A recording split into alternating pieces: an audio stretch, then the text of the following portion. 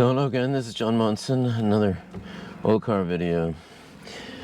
In a previous video I showed you the problems with owning a 60s car, bits that rattle, bits that don't work, and things like that. Old cars look lovely, and they may be lovely, but they're not new cars. And so some of the equipment and fit and finish and stuff like that is a little different. I promised I would take you for a drive in this beautiful 66 4.2 convertible E-Type Series 1. This is the car I call Blue, and I'm going to take you for a drive and hopefully demonstrate why you shouldn't buy a classic car. Let's go for a drive.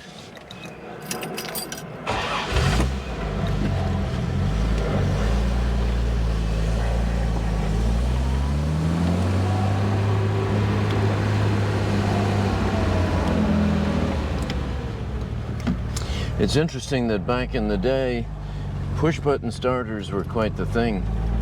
And then they went away and everybody just used them on a key. Now they're back again, and most cars for the last decade or so have a start button. So the Jag was always known for having this push button here.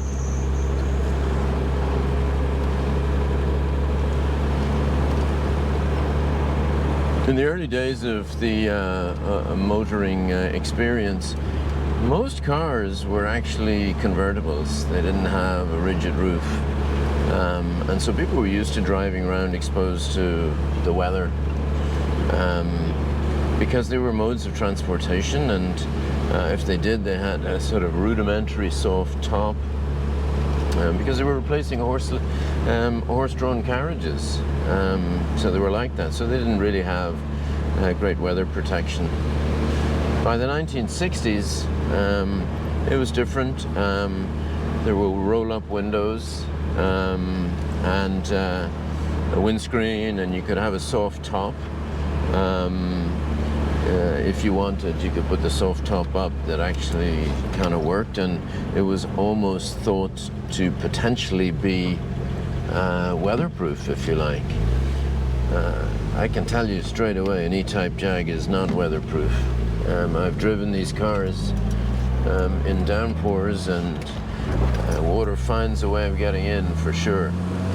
So that's the first thing that you notice with a car like this, is that it's not windproof or soundproof or waterproof. You are exposed to the elements. Of course, on a day like today, sunny day in Florida, it is 82 degrees. What's not to like about that, eh? Nowadays you flick a button and the soft top or the convertible hard top just goes back up in 20 seconds or something.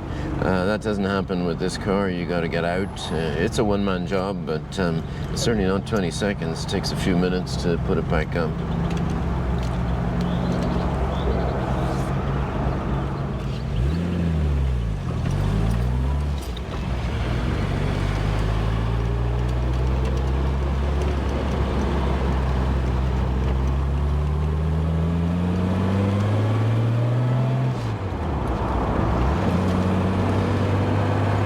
Driving along in a 60s car or an earlier car is called wind in the hair motoring for a reason, as you can see.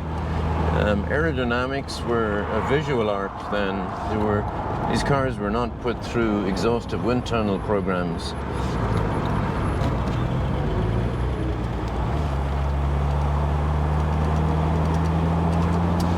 So once you get up to a decent speed, 40 miles an hour for example, 40, 50 miles an hour, there's plenty of wind in the hair and quite a lot of wind noise and road noise, because the aerodynamics of these cockpits was never considered.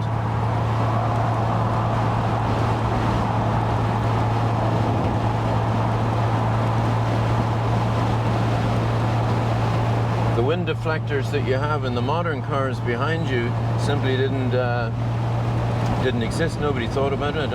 Not even sure they realized that existed as an aerodynamic phenomenon.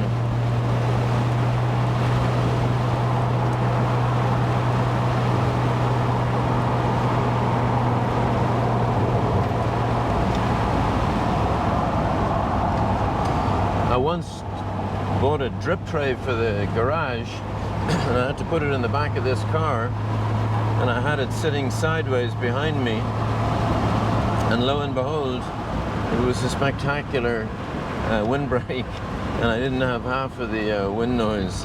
But I don't advise driving around with a drip tray in the back of your E-Type. It doesn't really look the part. So what about that drip tray? Well, almost all Jags will drip a little oil on the garage floor. The workshop manuals, as I've mentioned in a previous video, call it acceptable seepage. It's not a flood, but you need a drip tray for most of them. Blue is not really a dripper. The tiniest drip from the differential is all there is. So I've said you shouldn't buy one of these cars, but this is why you should.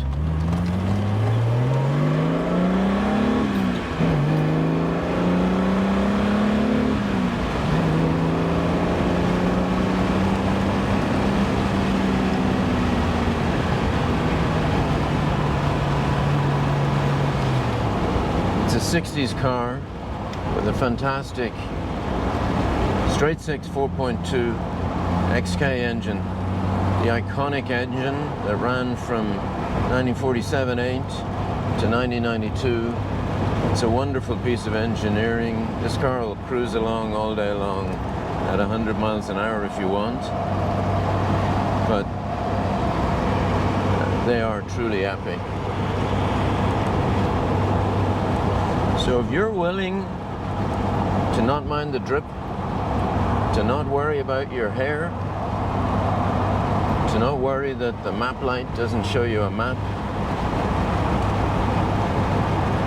and to not worry that perhaps not absolutely every day it'll start.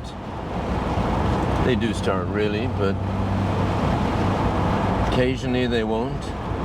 If you don't mind all of that, and the fact that you might get a little bit wet, and the fact that you might have to stop and put the roof up, and the fact that you can't really see fantastically out of the rear view mirrors, etc., etc.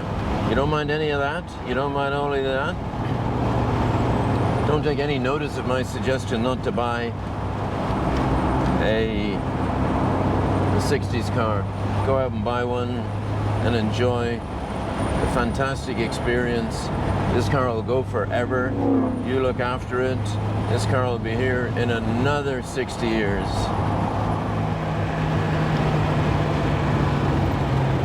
Let's go get some fuel. We didn't talk about the fuel consumption. You can add that one to the list, eh? My name's John Monson. Hit subscribe and like. Tell me what you want to see in these channels. But for the most part, just enjoy your classic motoring.